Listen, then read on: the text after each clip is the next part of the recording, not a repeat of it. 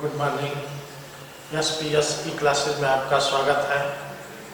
हम लोग आज क्लास 9 का बायोलॉजी लेसन टिश्यू पढ़ रहे थे। इसमें आप लोगों को मैंने जो है प्लांट टिश्यू के बारे में बताया था। प्लांट टिश्यू को दो भागों में बांटा था। First meristematic tissue, second permanent tissue. Meristematic tissue को 3 पार्ट्स में बांटा था।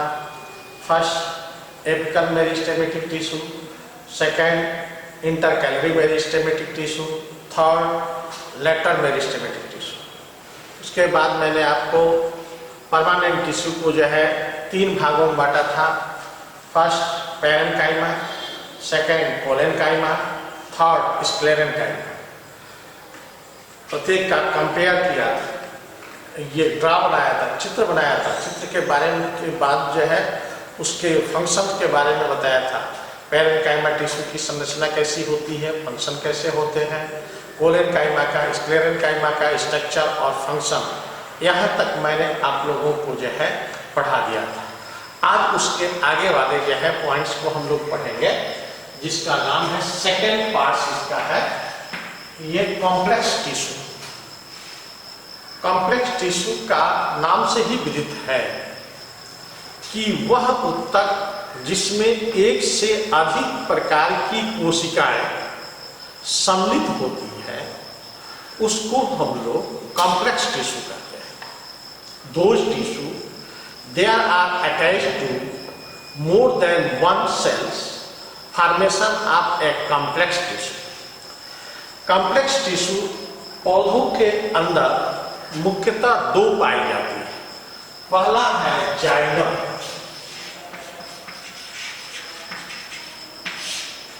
दूसरा है phloem.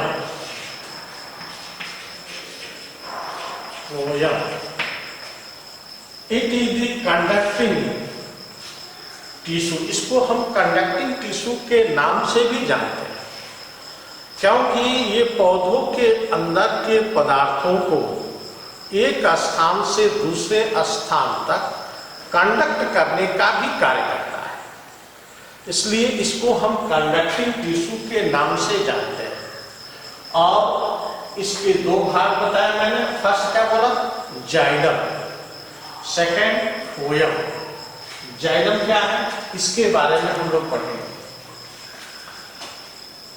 Xylem is the absorbed bye roots hairs of the water and minerals by liquid form. Those are a conducting reach to all cells, all leaf parts. Those tissue is the kind of the xylem tissue. Xylem tissue पौधों के द्वारा अवशोषित किया हुआ जल व खनिज लवणों को पौधों के विभिन्न भागों तक पहुंचाने वाले ऊतक को हम लोग जाइलम ऊतक कहते हैं। फिर से सुन लीजिए, पौधों के जड़ द्वारा एब्जॉर्ब किया गया वाटर एंड मिनरल को लिक्विड फॉर्म में ये प्लांट्स के प्रत्येक सेल्स तक जो है उस कंडक्ट ले जाने वाले टिश्यू को ये जाइलम टिश्यू कहते हैं। जाइलम टिश्यू में निम्न प्रकार के जो है पार्ट्स या सेल्स पाए जाते हैं। पहला ट्रेकिया,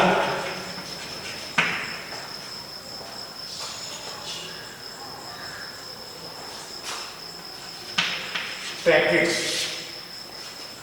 ट्रैकिट्स क्या है, it is the lignified type of a sales.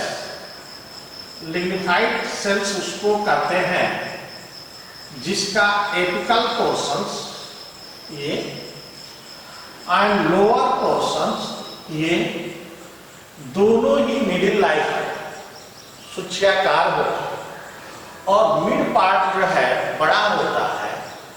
ऐसे सेप्ट को लिग्निफाइड सेप्ट जो है बोलते हैं।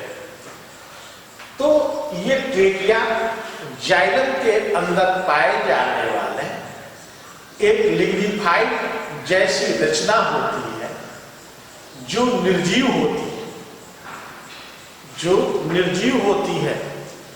इनकी कोशिकाओं में, इनके अंदर वाहिनियों में लिग्निन जैसे पदार्थ, लिग्निन जैसे पदार्थ जमे होते हैं और जम करके एक मोटी थिकनेस, ये जो है अस्तर बनाने का कार्य करते हैं, जिसकी संरचना अलग अलग, किसी किसी में सर्पिलाकार, किसी में जालवत, किसी में बलयाकार, किसी में गर्तनुमा, ऐसे तरह की इनकी रचना जो है होती है। ये मुख्यतः पदार्थों को संवहन करने से संबंधित होते हैं। फिर सुन लीजिए एक बार और। The tracheids is the main part of the xylem tissue. These structures are lignified. Apical and lower portion are a needle-like structure, but middle part is the thick parts. It is the contained by a non-living type of cells. These are a layer of the lignin layers. These lignin layers are circular, annular, stressed, spiral, annular, and reticulated, and pit type structures. It is the conductive of materials. ये मैंने इसके बारे में बोला। दूसरा है हम लोगों का ये xylem vessels. Xylem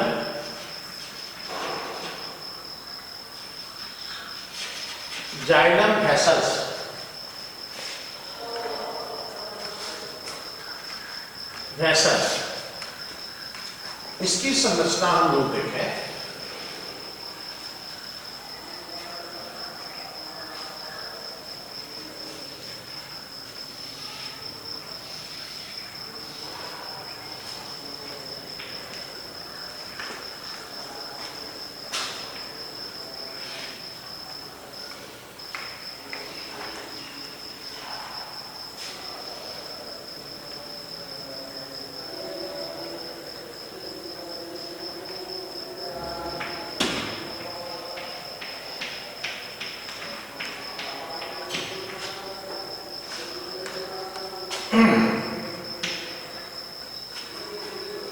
Xylem vessels are a tube-like structure. Those tubes are a thick, dense xylem tracheids. It is the layer of the lignin materials are a various type. इसमें भी वही होता है, किसी किसी में एनुलर, किसी किसी में स्पाइरल, किसी में reticulate, pits, alternative, and any type of structure, net type of structures. These are a conducting of air, water and minerals in these vessels. एक बार और समझ जाए। जाइलम वेसल्स एक चौड़ी नलिकाकार आकार की रचना वाली नलिका होती है, जिनकी पतली बेलनाकार नलीनुमा नलिकाएं की तरह होती है और इनके कोशिकाओं की भित्ति के ऊपर लिग्निन जैसे पदार्थों का अस्तर होता है, लेयर होता है, जो किसी में स्पाइरल सर्पिलाकार, किसी में एनुलर वृत्ताकार, किसी में रेटिकुलेटेड, ये जो है जालिका तरह की, किसी में पिच मतलब गर्तनुमा रचनाएं भी इसके अंदर पाई जाती हैं। उसको पिच कहेंगे, PITTED, पिट जैसी होती है। और अलग अलग तरह के स्ट्रक्चर लिग्निन पदार्थ जम करके इसकी रचना का वैरायटी देते हैं, विभिन्नताएं प्रकट करते हैं। ये चौड़े तरह की नलिका के रूप में जो है होती है। थर्ड है इसका जाइलम पैरेन्काइमा। तीसरा क्या है? Xylem parenchyma.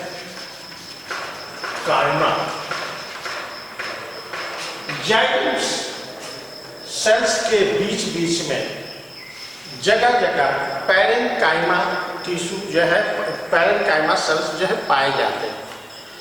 ये वास्तव में लिविंग सेल्स होते हैं जो कहीं कहीं पर यह अस्तर बनाकर उसके थिकनेस को बढ़ाते हैं।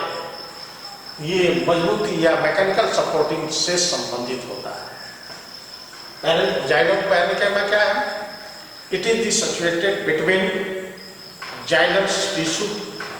These are a living type of cells. Some places are these layers are thick formations of the xylem bodies. These are a mechanical supporting of the xylem tissue. Fourth है आपका xylem fibers.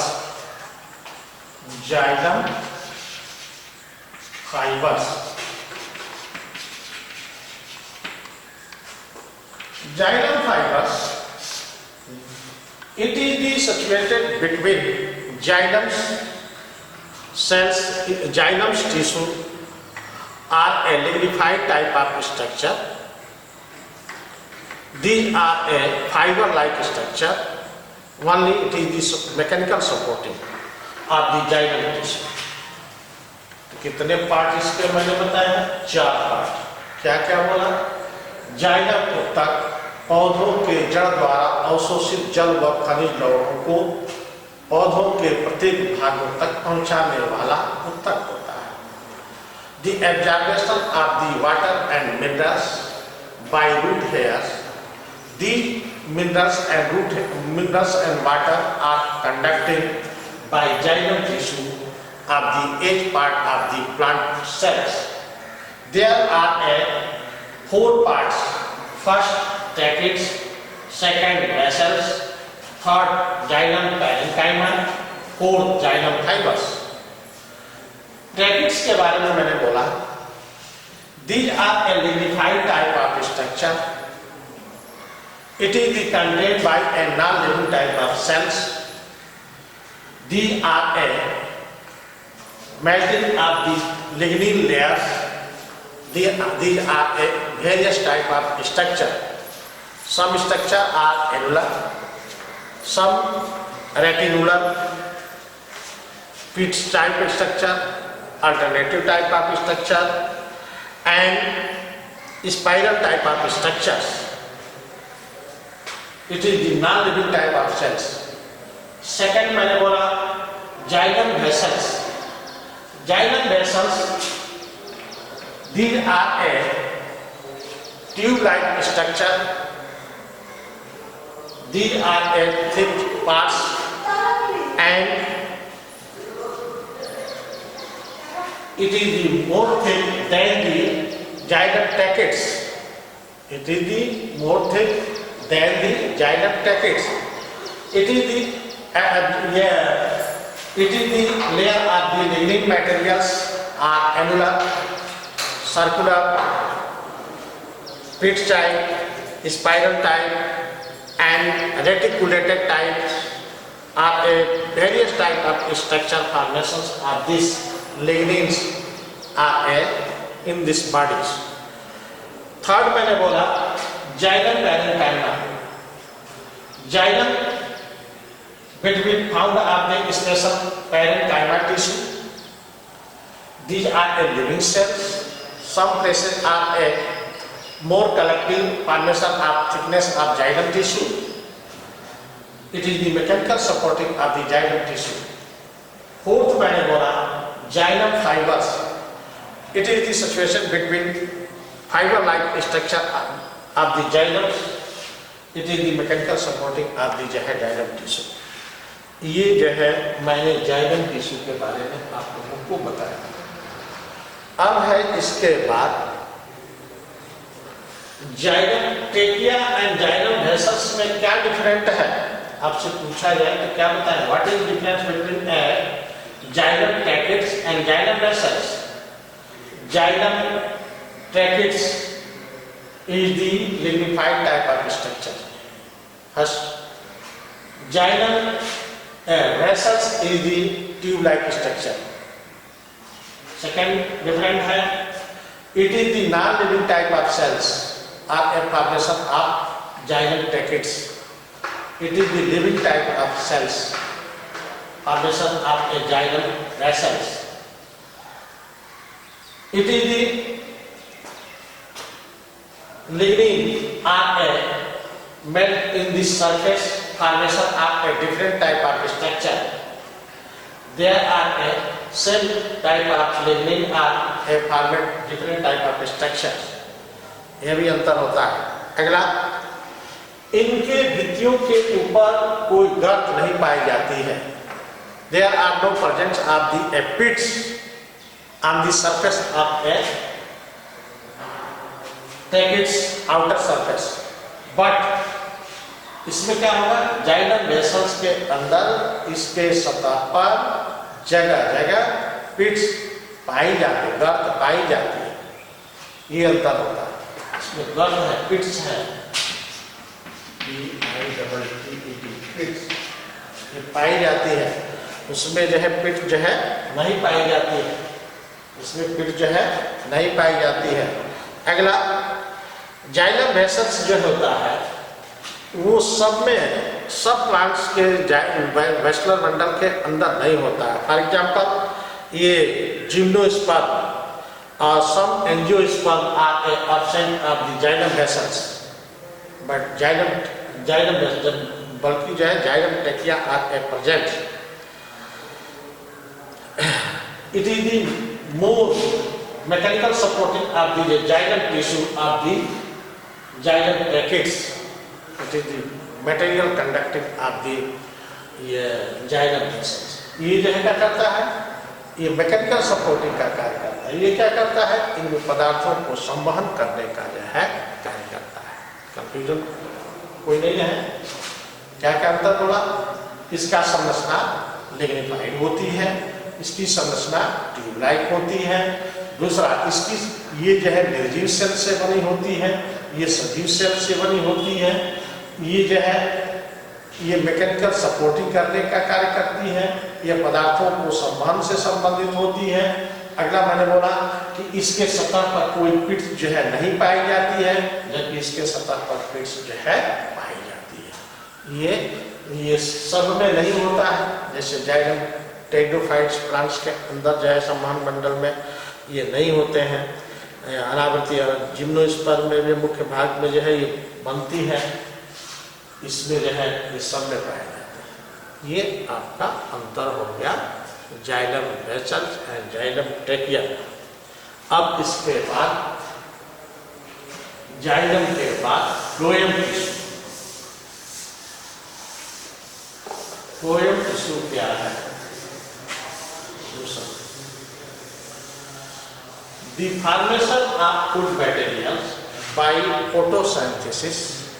These food are transported by phloem tissue. क्या बोला मैंने?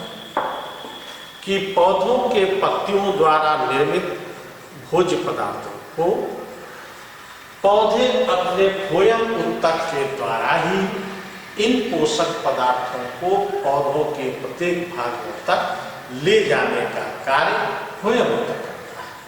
इसलिए इसको हम लोग यह फूड कंडक्टिंग टिश्यू के नाम से भी जो है जानते हैं. फूड कंडक्टिंग टिश्यू के नाम से भी जो है जानते हैं. इसमें भी निम्न प्रकार की रचनाएं पाई जाती है. कौन कौन रचनाएं होती है, इसको हम लोग देखें चित्र में.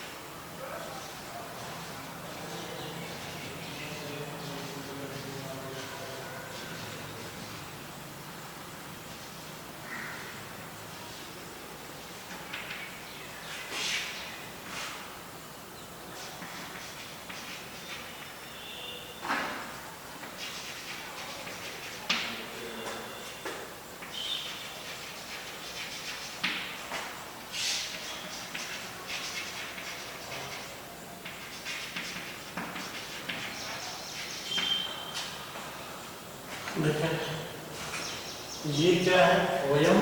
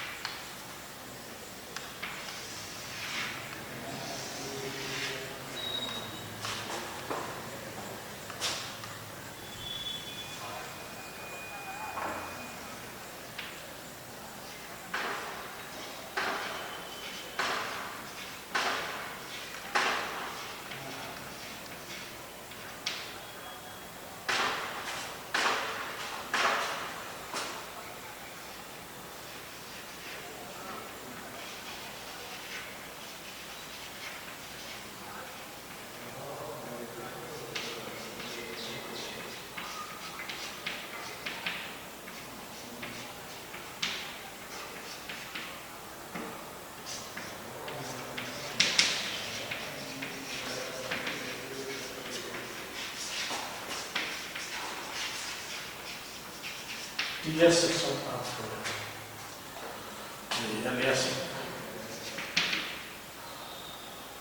अब एक एक के बारे में हम लोग पढ़ेंगे।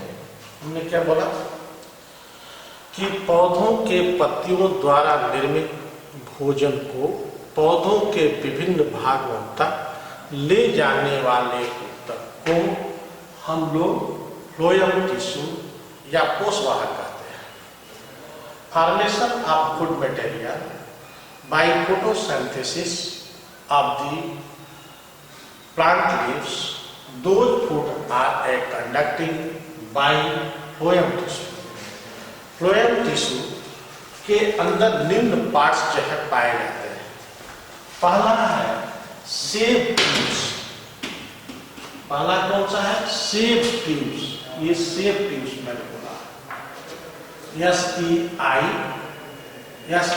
SEIEVE, सेब ट्यूब। सेब ट्यूब ये संरचना में मिड पार्ट में ये थीन होती है, जबकि हेड पोर्शंस पर ये एक्सटेंड होती है, फैली होती है।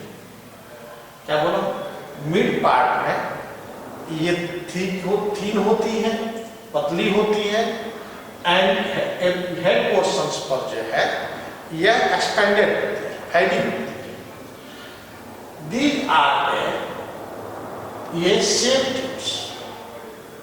सेब ट्यूब्स आर ये apical portions is the found are the more pores.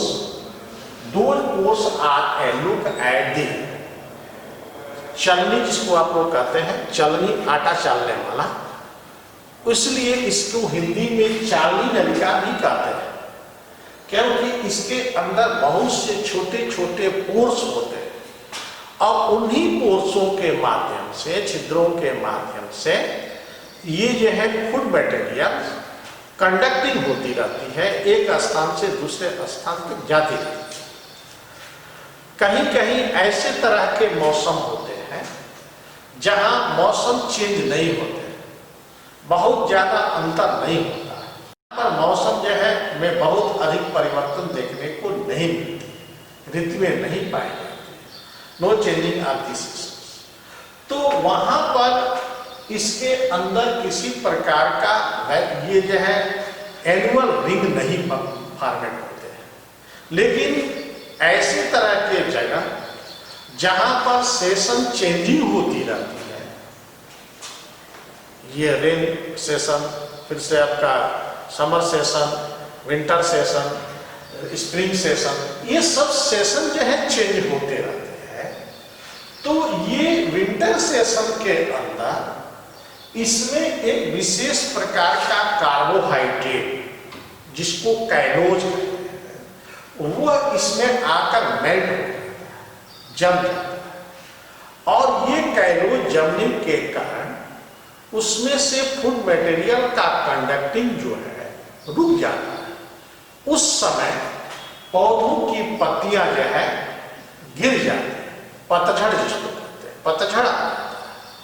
और ये पतझड़ जो है कब समाप्त होता है, जब मौसम में चेंजिंग हो करके गर्माहट आती है, तो उस गर्माहट अर्थात स्प्रिंग सेशन जिसको कह सकते हो, ये बसंत ऋतु, उस स्प्रिंग सेशन के अंतर्गत ये कैलोज गर्माहट के कारण मेल्ट हो जाता है और मेल्ट होने पर कैलोज का जो जमाव था वो समाप्त हो गया और पूरा फूड मटेरियल का कंडक्टिंग जो है प्रारंभ हो जाता है। यहाँ पर ये फूड मटेरियल का प्रारंभ होना और रुकने के दौरान यहाँ पर एक प्रकार का रिंग बन जाता है। इस रिंग को हम एनुअल रिंग कहते हैं, वार्षिक वलय कहते हैं। ये वार्षिक वलय प्रत्येक जो है वर्ष के दौरान जो है होता रहता है। इसी वार्षिक वलय से हम पौधों के तना का उस भाग का हम आयु की गणना जो है कर सकते हैं कि वो कितने वर्ष का हुआ, उसके वार्षिक वलय की ही काउंट करके उसकी आयु की उम्र को, एज को जो है काउंट किया जा सकता है। तो इतना आपसे पूछ दिया जाए बाद में कि what is the annual ring, why are reasons the format of the changing sessions places and there are no change of the sessions, though place are plants have no annual rings. यही मैं कारण इसका बता रहा था, तो आप यही कारण देंगे। अब फिर से एक बार, sap tubes. Sap tubes is the elongated type of tubes. These middle part are a thin but head portions are a extending area. These are a more pore-like structure. Look at this scene. That is the called of the shape tubes. It is the conducting of the food materials. Second, companion cells, सहकोशिकाएं या सखी कोशिकाएं। Companion cell is the parallel of the shape tubes. इसी के समानांतर ये भी होता है, but it is the lignified type of structure. ये जो है लिग्निफाइड तरह के संरचना होती है, अर्थात इसके दोनों शीर्ष नुकीले होंगे और बीच में जो है ये चौड़ा होता है। इस शेप को हम लोग लिग्निफाइड शेप कहेंगे। ये lignified of shape, middle portion is the situated of the nucleus and surrounding by cytoplasm, अर्थात इसके मध्य में केंद्रक होता है और इसके चारों तरफ जो है साइटोप्लाज्म जो है उपस्थित होता है। इट इज लिविंग सेल्स, ये जो है लिविंग सेल्स होती है। सब कुछ वैज्ञानिकों के अनुसार ये सेप ट्यूब की क्रियाविधि को कंट्रोल करने का कार्य करता है। It is the controlling power of the shape tubes. ये सेप ट्यूब की क्रियाविधि को नियंत्रण करने का कार्य करता है, इसलिए इसको सखी सह कोशिका के नाम से जो है ये जानते हैं। What is the companion cell? Companion cell is the situated at the parallel of cell tubes. These are a lignified type of structure. Apical portion are as needle-like and middle portion are a thick. In thick portions is the presence of the nucleus and surrounding by cytoplasm. These are a living type of cell. Those are a controlling mechanism of these cell tubes. ये मैंने बताया। Companion cells is the absent of the pteridophyte type of plants. Companion cell जो है pteridophyte वर्ग के पौधों के अंदर अनुपस्थित होता है, इसमें नहीं पाए जाते हैं। जिम्नोटाइप ऑफ प्लांट्स के अंदर भी जो है नहीं पाए जाते हैं। ये दोनों वर्ग के पौधों के अंदर कंपेनियन सेल जो है एब्सेंट होते हैं। अगला है फ्लोएम वुड्स, कास्ट फ्लोएम जिसको हम लोग कर सकते हैं। Phloem woods it is the found of the parenchyma tissue between phloem tissue. These are a mechanical supporting of the phloem tissue. बीच बीच में जो है जगह जगह पर फ्लोएम तक जो है मृदु तक की कोशिकाएं पाई जाती हैं, पैरेंकाइमा के सेल्स पाए जाते हैं, जो पैरेंकाइमा इनको मैकेनिकल सपोर्टिंग देने का जो है। उसी तरह से फ्लोएम फाइबर्स भी हैं, इसमें फाइबर्स भी पाए जाते हैं जिसको फ्लोएम फाइबर्स कहेंगे। वो फ्लोएम फाइबर्स भी जो है मैकेनिकल सपोर्टिंग का कार्य जो है करते हैं। ये आपका एलएस सेक्शन है। टीएस सेक्शन में देखें, ये हमने सेप ट्यूब के संरचना बनाया, ये हमने जो है आपका जो कंपेनियन सेल्स के बारे में बताया। ये जगह जगह आपका बीच बीच में जो है ये पैरेंकाइमा टिश्यू होते हैं, जो इसको मैकेनिकल सपोर्टिंग से संबंधित होते हैं, इसको थिकनेस को बढ़ाते हैं जिससे इसकी मजबूती जो है बना रहे, यांत्रिक सहारा जो है इसको मिलता है। ऐसे तरह के संरचनाएं टीएस सेक्शन, ट्रांसफर सेक्शन काटने पर जो है प्राप्त होता है, जबकि लॉन्गिट्यूडनल सेक्शन में जो इस तरह के सेक्शन जो है ये प्राप्त होता है। अब दोनों में क्या अंतर है?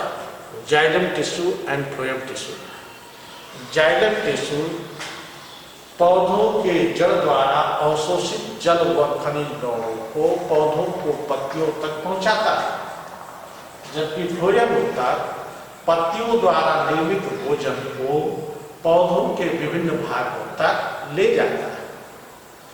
सेकंड है ये जाइलम उत्तक, xylem trachea, xylem essence, xylem spores या जाइलम पैरेन्काइमा, जाइलम फाइबर से मिलकर बना होता है, जबकि phloem tissue cell tubes, companion cells, phloem woods and phloem fibre से मिलकर के बना होता है। इसमें ये सेप ट्यूब पाई जाती है, जबकि जाइलम के अंदर सेप ट्यूब जो है नहीं पाई जाती है। ये अंतर होता है जाइलम एंड फ्लोएम के अंदर। अब इसके बाद हम लोग पढ़ेंगे कुछ ऐसे भी पौधे हैं। अच्छा, किस पौधों में पदार्थों का परिवहन होता है, कौन से टिश्यू में? आप लोग बोलेंगे जाइलम, कॉम्प्लेक्स टिश्यू के अंदर ही पदार्थों का परिवहन हो। इसको कॉम्प्लेक्स क्यों कहते हैं? क्योंकि ये कई प्रकार के सेल से मिलकर के जो है बने होते हैं, इसलिए हम इसको जो है कॉम्प्लेक्स टिश्यू कहते हैं। हम लोगों को अब पढ़ना है इसमें स्टोमेटा, रंध्र क्या है। ये रंध्र के बारे में भी आपके बुक्स में दिया है। व्हाट इज स्टोमेटा या छिद्र या प्रोटेक्टिव टिश्यू, इसको के पार्ट्स के रूप में जाना जाएगा stomata.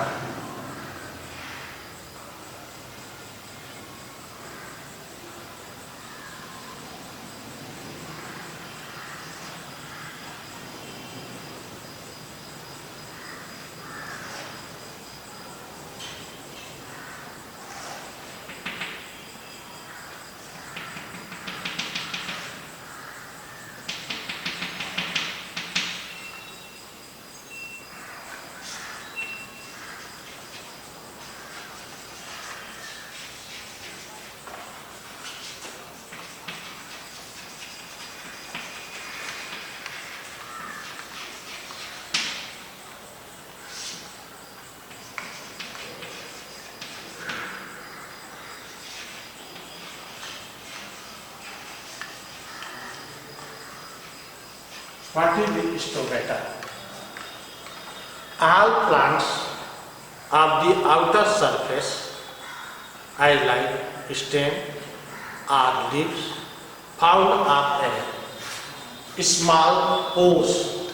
Those pores is the kind of stomata. प्रत्येक पौधों के बाहरी या ऊपरी सतह पर, चाहे तना हो चाहे पौधे का पत्ती हो, इन तना और पत्तियों के ऊपर बहुत से छोटे छोटे छिद्र पाए जाते हैं। इन छिद्रों को हम लोग ये रंध्र कहते हैं या स्टोमेटा कहते हैं। यह रंध्र या हाइड्रोथोर्स अर्थात जलोभित पौधों के अंदर सबसे अधिक पाई जाती है। जो हाइड्रोथोर होते हैं उन प्लांट्स में, जल में पाए जाने वाले प्लांट्स में सबसे अधिक होते हैं। और जो जियोफाइटिक कैरेक्टर देने वाले प्लांट्स होते हैं, जैसे रेगिस्तान में आपको कहते हैं, रेगिस्तान वाले पौधों के अंदर ये कम पाए जाते हैं। जो पाए जाते हैं वह भी कुछ गड्ढों में, गर्त में जो है पाए जाते हैं, जिसको हम सकन स्टोमेटा भी बोल सकते हैं। उसको संकर स्टोमेटा के नाम से जाना जाता है। यह स्टोमेटा पौधों के पत्तियों, पौधों के तनाव के सतह पर पाए जाने वाले बहुत से छोटे छोटे छिद्र होते हैं, जिसको हम रंध्र कहते हैं। यह रंध्र की संरचना क्या क्या होती है, इसके बारे में देखा जाए। Each stomata surrounding by two kidney type of cells. Those cells is the kind of God cell. अर्थात स्टोमेटा जो है, रंध्र जो है, दो किडनी आकार के कोशिकाओं से घिरी होती है। इनको हम गॉड सेल या रक्षक कोशिका कहते हैं। ये रक्षक कोशिकाएं जो है जीवित तरह की कोशिका होती है। The God cell is the living cells. It is the found of the nucleus, cytoplasm, and all cytoplasm cell organs are present in the God cells. ये सेल्स के चारों तरफ पैरेन्काइमा ऊतकों का बना हुआ एक घेरा, जो घेरा उसको चारों तरफ से सपोर्टिंग करने का जो है कार्य करते हैं और सपोर्टिंग करके इसको एक निश्चित फिक्स या निश्चित स्वरूप को जो है प्रदान करते हैं। It is surrounding by the parenchyma tissue. These are a definite given shape and size. ये जो है रक्षक सेल्स है। क्या रक्षक सेल्स? जैसे हम लोग रेस्पिरेशन के लिए नाक है जिसके द्वारा वायु को हम लोग ग्रहण करते हैं और दूषित वायु को जो है निकालते हैं, उसी तरह से पौधों के अंदर भी जो है यह उसका नाक है। इसी रंध्रों के माध्यम से ही ये पौधे एयर को देते हैं, एक्सचेंज करते रहते हैं। ऑक्सीजन कार्बन डाइऑक्साइड का जो एक्सचेंजिंग है वो एक्सचेंजिंग करते रहते हैं। इसका फंक्शन बहुत अच्छा है। पहला फंक्शन देखा जाए, फंक्शन ऑफ स्टोमेटा। तो पहला फंक्शन है कि it is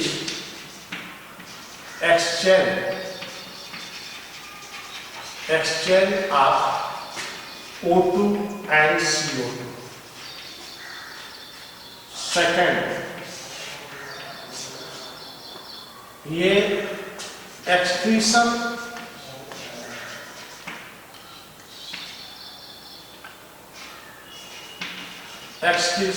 of water and excretory material, waste materials को कह सकते हैं, waste materials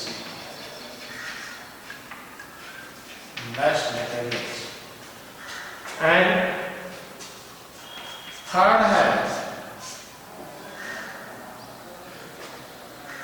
it is the help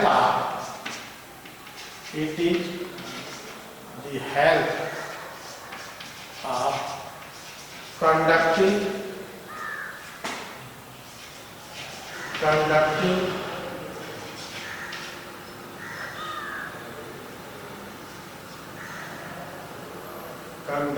of materials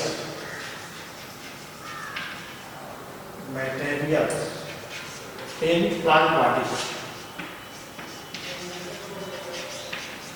plant body.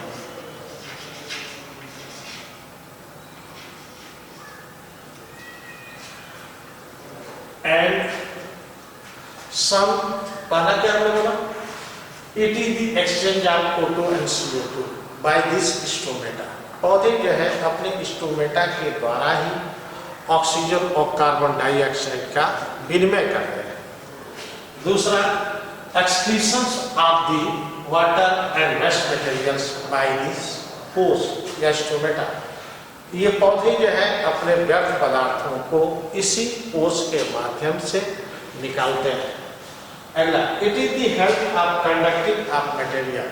ये पौधों के अंदर पदार्थों को संवहन करने से संबंधित होते हैं, जिसके संवहन करने में, खिंचाव उत्पन्न करने में ये जो है मदद करता है, जो एक तरह के सक्रिय एक्टिव तरह के एब्जॉर्प्शन क्रिया को जो है में सहायता करता है। अगला, it is the control of the temperature of A plant body. ये पौधों के जो बॉडी टेम्परेचर होती है उसको कंट्रोल करने में भी जो है सहायक होता है। अगला, इसके अंदर जो है एक्सक्रीशन मटेरियल्स जो होते हैं वो एक्सक्रीशन करते रहते हैं, बाहर होते रहते हैं इसी जो है पोर्स के माध्यम से, और आवश्यकता से अधिक unnecessary type of waters are a control in our body, अर्थात पौधों के अंदर जो अनावश्यक ज्यादा मात्रा में पानी रह जाती है उस पानी को नियंत्रण करने का भी कार्य करता है ये जो है। अगला, पौधों के अंदर फर्टिलाइजेशन की क्रिया, वाष्पोत्सर्जन की क्रिया इन्हीं पोर्स के माध्यम से ही होती है, जिससे आवश्यकता से अधिक जल वाष्पित होकर के जो है वायुमंडल में विलीन हो जाता है। ये जो है आपका स्टोमेटा के बारे में मैंने बोला। स्टोमेटा के बाद से अब है हम लोगों का special type of tissue in plants. पौधों के अंदर कुछ विशेष प्रकार के ऊतक भी पाए जाते हैं जिसको हम स्पेशलाइज्ड टिश्यू कहते हैं, विशेषकृत ऊतक कहते हैं। ये आपके बुक्स में नहीं है, पूछा भी नहीं जाएगा, लेकिन मैं बोल दे रहा हूँ, बता दे रहा हूँ कि some plant are a found of a special type of a plant tissue। जैसे ये प्लांट टिश्यू जो है ये ग्रंथिल होते हैं, ग्लैंडुलर टिश्यू जो हो सकते हैं। दूसरा होता है लैटिजिनस टिश्यू होते हैं, रबर छिरी, जो विशेष प्रकार के लैटेक्स को सेक्रेट करते हैं और उसके सेक्रेशन से वह तरह तरह के पदार्थ हम लोग प्राप्त करते हैं जो हम लोगों के जीवन के लिए उपयोगी होता है। जैसे रबर छिरी, रबर के पौधे से रबर प्राप्त करते हैं, हींग के पौधे से हींग प्राप्त करते हैं। ऐसे ही जो है आपके जो है कुछ ग्लैंडुलर होते हैं, जो ग्लैंडुलर टाइप ऑफ टिश्यू होते हैं उसके ग्रंथियां जो है विशेष प्रकार के जो है ये पदार्थों को सेक्रेट करते हैं। जैसे रेजिन डक्ट होता है, रेनिन होते हैं, स्याही बनाने का उपयोग किया जाता है। ये सभी स्पेशल तरह के ये प्लांट्स जो है टिश्यू के अंदर ही जो है ये प्रोडक्ट होते हैं, जिससे जो है हम लोग स्पेशल तरह के पदार्थों को जो है प्राप्त करते हैं।